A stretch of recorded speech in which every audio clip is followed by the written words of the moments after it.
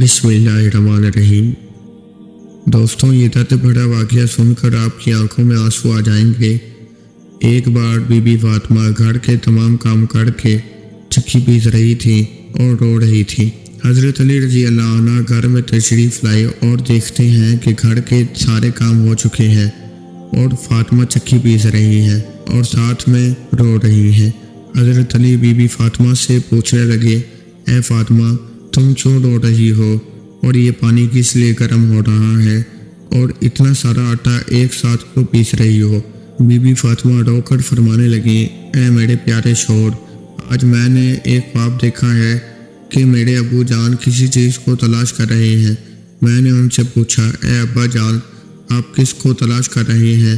تو میرے پیارے ابا جان سرکار دو عالم نے فرمایا، اے فاطمہ بیٹی، میں تجھے تلاش کر رہا ہوں۔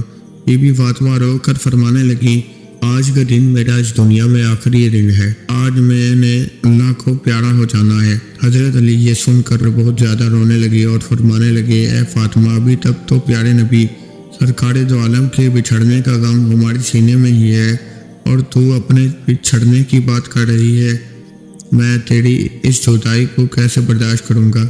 تو بی بی فاطمہ نے فرمایا، جس طرح آپ نے میرے بابا جان کی جدائی کا غم برداشت کیا ہے، اسی طرح سے میری جدائی کا غم بھی برداشت کر لیجئے گا۔ حضرت علی پوچھنے لگے کہ اتنا سارا آٹا کیوں پیس رہی ہو اور پانی کیوں گرم کر رہی ہو؟ آج کے دن بھی تم یہ کام کر رہی ہو، تم نے بہت کام کر لیے ہیں۔ بی بی فاطمہ رو کر فرمانے لگی، اے میرے پیارے شوہر، میں نے آپ کے حق بھی تو ادا کرنے ہیں، اپنے بچوں کے بھی تو حق ادا کرنے ہیں۔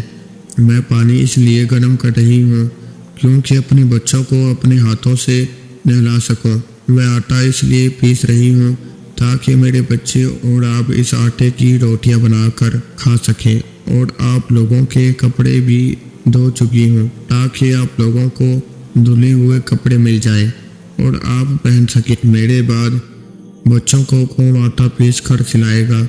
یہ کہہ کر بی بی فاطمہ بہت زیادہ رونے لگی اور ساتھ میں حضرت علی بھی رونے لگے۔ حضرت علی بی بی فاطمہ کو سمجھا کر ہاتھ سے اٹھا لیتے ہیں اور کہتے ہیں کہ یہ کام مت کرو۔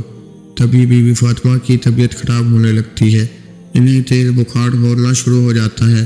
حضرت علی رو رہے ہیں، بی بی فاطمہ رو رہی ہیں اور اتنی دیر میں امام حسین اور امام حسن تشریف لے آتے ہیں۔ وہ دونوں اپنی ماں اور باپ کو روتے ہوئے دیکھتے ہیں تو اپنی ماں کے سینے سے لگ جاتے ہیں۔ ذرا سوچئے وہ کیا عالم ہوگا، وہ کیا منظر ہوگا۔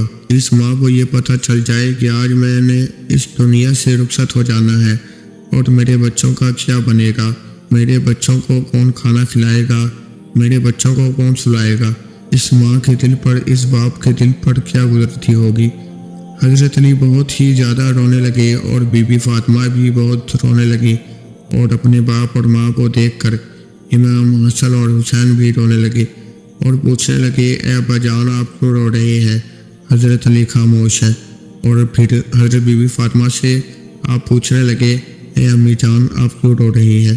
تو بی بی فاطمہ نے فرمایا کہ تم دونوں اپنے نانا کی قبر مبارک پر چلے جاؤ۔ حدیث شریف میں آتا ہے کہ امام حسین اور امام حسن پیارے نبی سرکار دو عالم کی قبر پر چلے جاتے ہیں، وہاں جا کر بیٹھ جاتے ہیں۔ تب یہ اندر سے آواز آتی ہے، اے پیارے بچوں، تم لوگ واپس اپنی ماں کے پاس چلے جاؤ، میرے پاس تو تم لوگ آتے ہی رہو گے، لیکن آج اپنی ماں کو جی بھر کر دیکھ لو، آج کے بعد تمہیں تمہاری ماں کہیں نظر نہیں آئے گی۔ جب یہ بات حسن اور حسین کے کانوں میں پڑتی ہے تو وہ دوڑتے ہوئے گھر چلے جاتے ہیں اور اپنی ماں کے سینے کے ساتھ لپٹ کر خوب روتے ہیں۔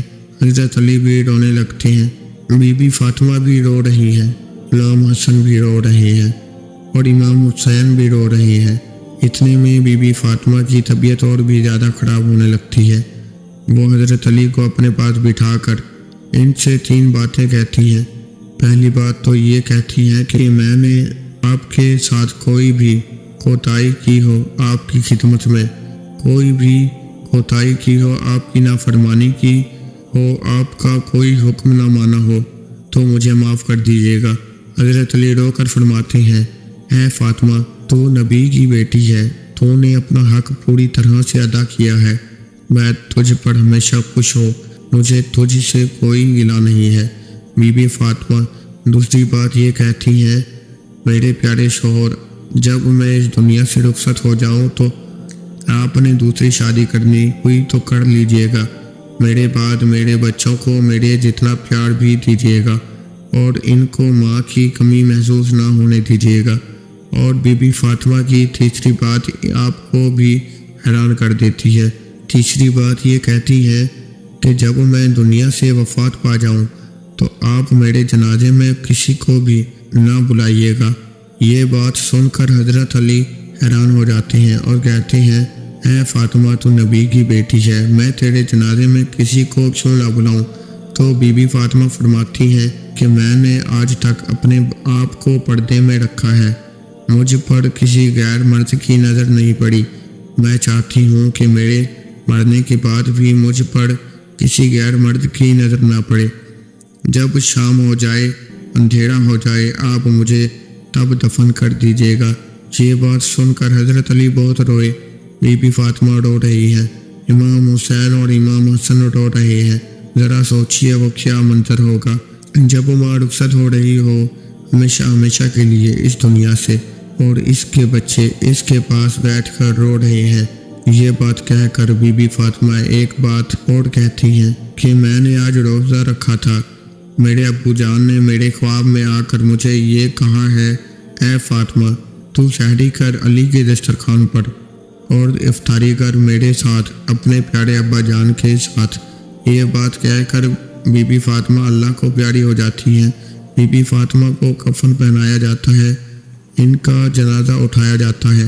روایات میں آتا ہے کہ جب بی بی فاطمہ کا جنازہ اٹھایا جاتا ہے اور ایک طرف سے حضرت علی کاندھا دیتے ہیں اور دوسری طرف سے امام حسن کاندھا دیتے ہیں، اور تب ہی وہاں ایک اور صحابی پہنچ جاتے ہیں جن کا نام حضرت ابو ذر غفاری ہے۔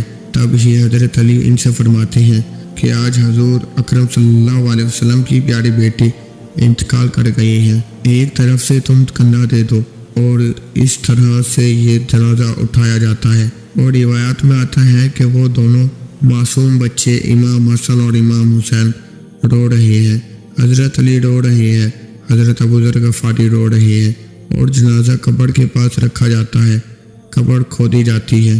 حضرت علی قبر کو دیکھتے ہیں جس قبر میں بی بی فاطمہ کو دفنایا جا رہا ہے۔ حضرت علی بہت ہی زیادہ روتے ہیں، ان کی داڑھی مبارک بھیگ جاتی ہے، ان کے کپڑے بھیگ جاتے ہیں۔ حضرت علی کبھی بی بی فاطمہ کو دیکھتے ہیں تو کبھی اپنے بچوں کو دیکھتے ہیں۔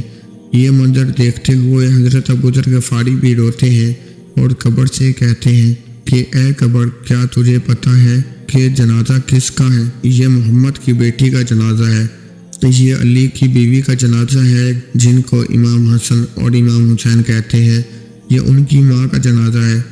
تبھی قبر سے آواز آتی ہے کہ میں رشتہ دار نہیں دیکھتی، میں اعمال دیکھتی ہوں۔